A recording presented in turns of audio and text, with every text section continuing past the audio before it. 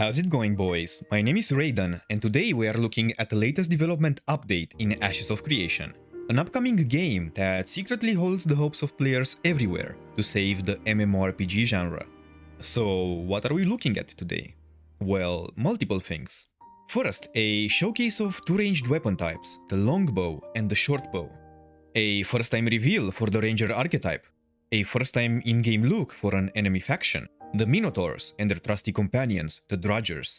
Some updates to the UI, specifically the HUD. And a new environment, which is this foresty area located in the Riverlands biome. Now, the team is not revealing everything about the Ranger today, as they have no intention to spoil the things that are about to come with Alpha 2. But they have picked some abilities that emphasize the strengths of a Ranger. Mobility, survivability, crowd control, and heavy damage performed from a high distance. And a great way to showcase this is in a dangerous area. This is a Minotaur hunting party that is investigating the surroundings. The enemy faction of Minotaurs is similar to a player character race to a degree, and they have many different classes of them that exist within the world. He has water abilities, throws water attacks, and makes shields of water bubbles around them. This guy is amazing. As a side note, Steven mentions that this area leads up to a major point of interest called the Wreckage of Carphin and the Carphin Tower. The Carphin Tower is a big vertical dungeon that will also be present in Alpha 2, and it also has significant lore behind it. That's the Tower of Carphin under a curse that is causing a lot of problems for the area too. It was a focus of the mages and study of the Alien Empire. Carphin was a city that kind of had a great mage population, so it had a university there, and things went bad there during the last days of the fall. They made some desperate measures in a really awesome quest series. What type of weapon am I using here? This would be the longbow. You can kind of tell, like when you're shooting your basic attack, that the shots are a little bit slower but have more power behind them. Something cool about the longbow is that, as opposed to the shortbow, you are able to actually hold and charge each of the basic attacks. And doing so, what does that do for the weapon user? Currently, it's just a damage increase, but we can do all sorts of things with this later. Like if you're charging it up longer, then you can set up some kind of status effect combo. There's all kinds of things that we can do with it. But yeah, right now, it just increases the damage. And so, for example, one thing you could do is you could do 2 basic shots and then charge the final shot, and that would give you like a big spike of damage there at the end. So that's cool. Now we have some abilities that we talked about. These are from the Ranger archetype.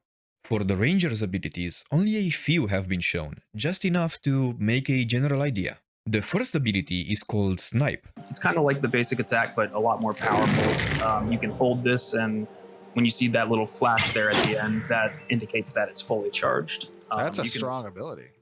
The second ability is called Airstrike. So now let's say, for example, as the Ranger, I have these creatures, and this melee guy is on me, and I want to reposition. Airstrike does a lot of things. It moves the character in the direction that you're facing, and it rains 3 projectiles down in the path that you're going. And each of those projectiles does damage, AoE, and also the targets. And the third ability is called Quick Shot. And now this quick shot ability, by the way, I see it has a debuff that looks like the quick shot icon on the target. So basically each shot of quick shot will increase the damage of the next application of that specific attack against the target. So it kind of encourages to unload all 3 of your charges for a big spike of burst damage, but that does come at the cost of each charge comes back individually. So you either have to wait a longer period of time to get that burst, or you can just kind of weave them in here and there if you want more readily available damage. Got it. That's super cool. So I have here now a reticle on my screen.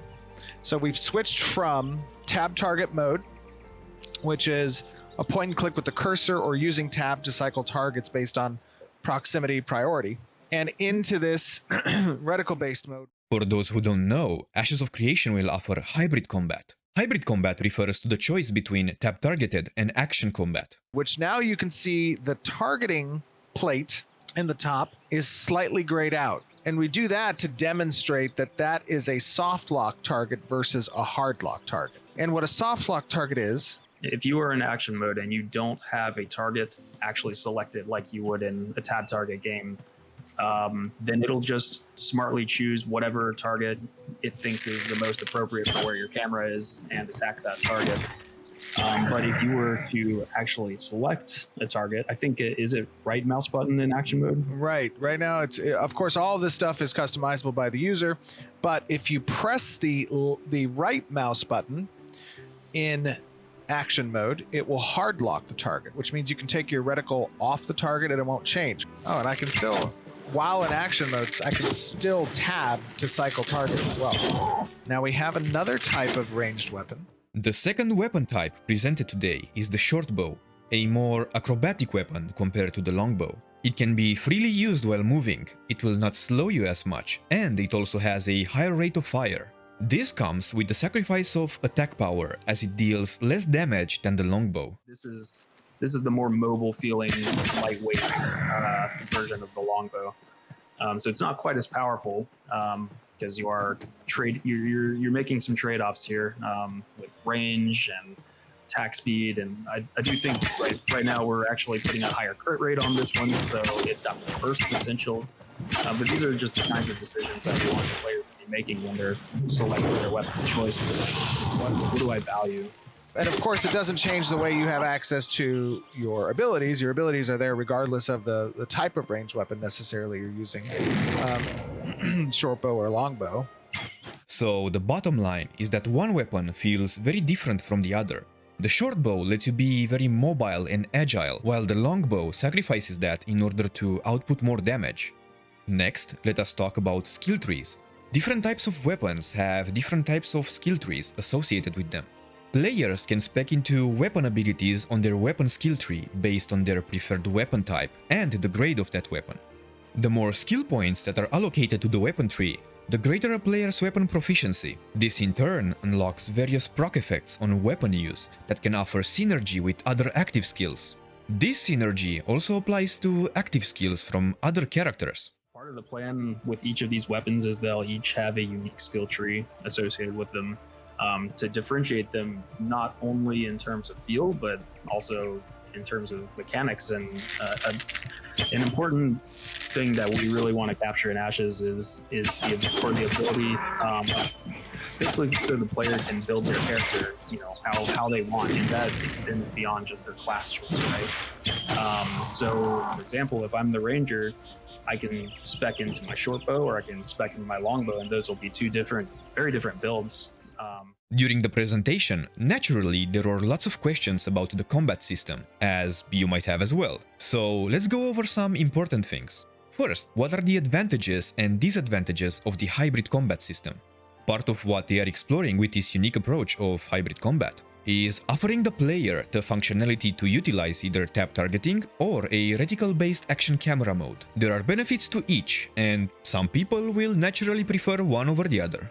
Adding to this unique combat is the fact that in Ashes, weapon basic attacks function differently compared to other games. So usually, in an MMORPG, auto attacks kinda serve as filler between abilities.